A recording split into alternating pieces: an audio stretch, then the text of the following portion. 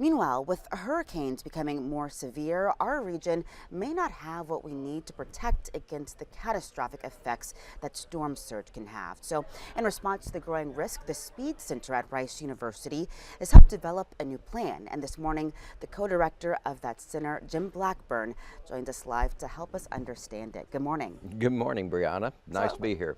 We're really happy to have you to talk about this topic. It's very important as we prepare to start hurricane season on Sunday. Oh, yeah. So I want to ask first, what is the Galveston Bay Park Plan, and help us understand what prompted it? Sure. The Galveston Bay Park Plan is a plan really within the bay itself to protect the west shoreline of Galveston Bay, Morgan's Point down to Seabrook, Kemah, all the way down to Texas City. And it's an addition to what the Corps of Engineers has proposed. We've been working with the Corps, and this will be the in-bay piece of what they call the coastal spine. And so we're complementary, and we're going to be working with the widening and deepening of the ship channel and combine navigation and flood protection, which we think is really important.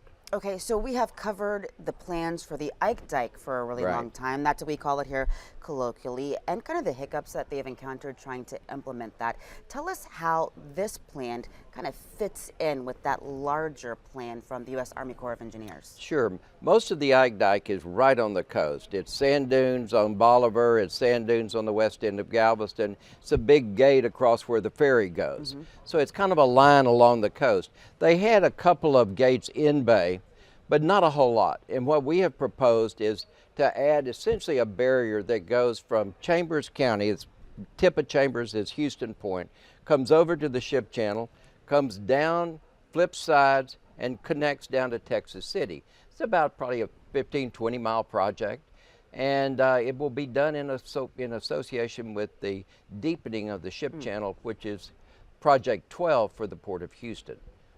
Now, as you guys did your research to come up with this plan, what did you learn about some of the areas that are most at risk? Well, I mean, certainly all of the Galveston Bay community, as we have really not much defense right now. We have a levee around Texas City that's about 17 feet high. We have a seawall in Galveston. That's it. And we have one of the biggest industrial complexes in the world on the ship channel. We're extremely worried about that ship channel complex.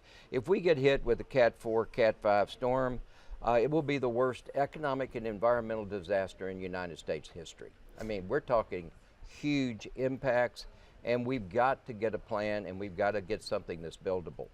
Now, I wanted to ask you about the recent modeling that we've done for hurricanes, how bad they can be with climate change and the warming out there in the Gulf.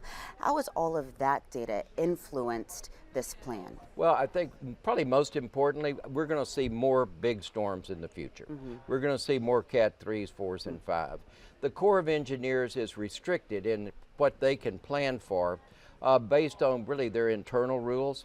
And so we get about Category 2 protection from the Corps project. Ours will protect us up through 4s and 5s. So we're giving that next level of protection on top of what the Corps is doing.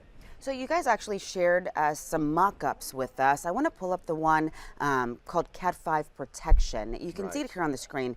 Kind of walk me through this and help me understand what you're talking about with this image. Well, with this image, we're showing the difference in the way that the surge comes up on the shoreline, and on the trying to see it clearly here. This is the 25-foot barrier that would be along the ship channel, and it's basically showing the fact that that will be the major impediment to the surge coming on across to the bayfront community. So that's something that doesn't exist right now. And the innovation that we've brought is, one, the idea, but two, it can be combined with the navigation project to get part of it built. We'd have to build the gates. There's both navigation gates that let small craft through and also down the channel. That's a separate project. And then a third project would be to dispose of maintenance material and to build the park. Does this plan take things into account like the environment out there that people really enjoy and recreation? Absolutely it does. We will provide recreation, we'll provide environmental enhancement. big issues, oysters. We will be designed to avoid the oysters. You know, you're going to hit some oysters when you deepen the ship channel. That's going to be unavoidable. That will occur. But where we place the park, for example, we just avoid where the oysters are. And we've got to get circulation right. So we will do a lot more modeling in the future to determine how many openings we need and how much circulation. But we think all of the environmental problems are manageable. This plan has an estimated $7 billion price tag. So I have to ask, is that feasible? And where do we stand with funding? No, I think it's absolutely feasible because we can do it in pieces. We can do a piece with navigation funding, and we're going to do the navigation project. So we're going to take double advantage of the money that's already going to be spent there. That'll be probably a couple of $1 billion there, at least $1 billion that would be paid that way. The gates can be done separately over time, and that is a separate kind of funding, and that'll be a pretty good chunk. And we know the big gate will be $1 billion. There'll probably be several smaller ones that probably 200 or 300 million each. But it's doable in pieces. It's not one single request for every dollar at the same time. That's going to make it much easier to swallow. I'm curious too, you guys sent us a graphic of those gates that you mentioned. Walk us through how it is supposed to work. Okay, this is the gate that is on the either side of the Houston Ship Channel. And where you see the red, that is a floatable device. And that red area floats out into the middle of the channel, connects, and then fills up with water and sinks. It is a very unique design that Walter P. Moore engineers came up with. It's the roof of a stadium turned sideways. Wow. And Walter P. Moore had designed the Jerry Jones Stadium up at for the Cowboys. Hate to say it here in Houston, but we're going to use that Cowboys design, turn it sideways, and it becomes a fabulous gate design. There's really nothing like that in the world right now. Wow. Okay, but you said that might be a little ways off immediately. What are the next steps? Well, first of all, we've got to integrate better with the Corps of Engineers project. We're going to be trying to work with the Gulf Coast Protection District, which is our local government that's responsible for coordinating with the Corps, to coordinate with the General Land Office. We're going to basically make sure we're integrated fully into the Corps' thinking and that we're compatible. And that's really important. Is flexibility built into this plan?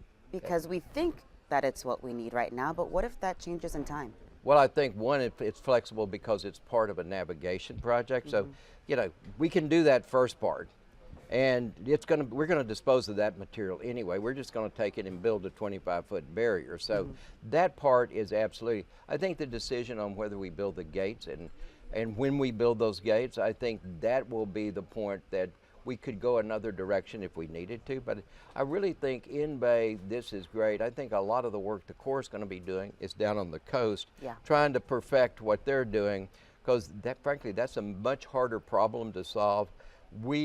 Inside the Bay, it's easier to work. It's a smaller construction. It's just a lower budget. It's easier. And what in your mind, based on the work that you're doing, is the risk if we don't do anything? Well, I think it will I think ultimately, it's not a question of if, it's a question of when. And we are literally not protected. My worst fear is, frankly, we'll have a Category 1 or 2 storm coming into the coast. Most coastal residents don't evacuate with a 1 or a 2, and we are seeing rapid intensification where overnight it can become a 4 or a 5. That will kill a lot of people in the Houston region. That's one of my biggest fears. But more generally, we're vulnerable. And this industry is a fabulous industrial base, but it has a lot of very dangerous chemicals. And we have a lot of containers that if they get loose and float, they will destroy storage tanks and industry facilities. So it could be a bona fide national, international disaster. We certainly are aware of that here in Southeast Texas. Jim Blackburn with Rice University's SPEED Center, thank you so much for your time and for breaking down this information for us. Well, thanks, Brianna. Nice to be here.